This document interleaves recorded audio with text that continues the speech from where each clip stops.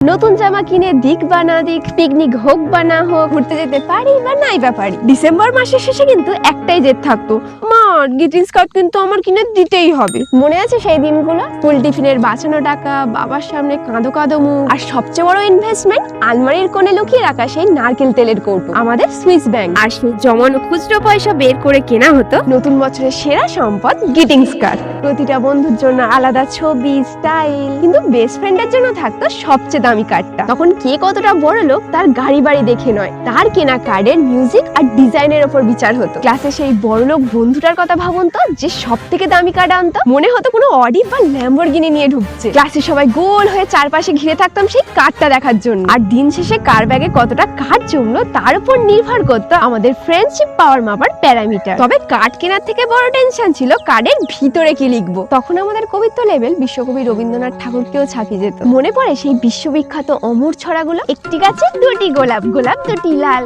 তোমার আমার বন্ধুত্ব থাকবে চিরকাল। নীল আকাশে অনেক তারা, চাঁদ কিন্তু একটাই, পৃথিবীতে অনেক বন্ধু, তুমি আমার একটাই। তেজপাতা তেজপাতা, তেজ করো না, অন্য কোনো বন্ধু পেলে আমায় ভুলো না।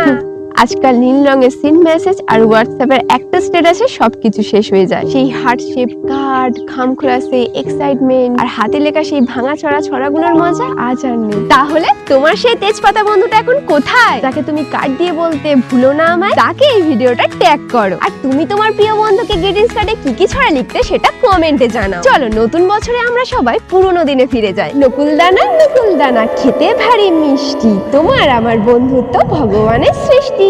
নতুন জামা নতুন সাজ, মনে অনেক আশা, নতুন বছরে তোমায় জানাই অনেক ভালোবাসা। কালো জলে নীল ভ্রমর, সাদা জলে হাস, তোমার আমার বন্ধুত্ব থাকবে বড় মাস। তুমি আমার প্রিয় বন্ধু, তুমি আমার ডিয়ার, নতুন বছরে তোমায় জানাই হ্যাপি নিউ ইয়ার।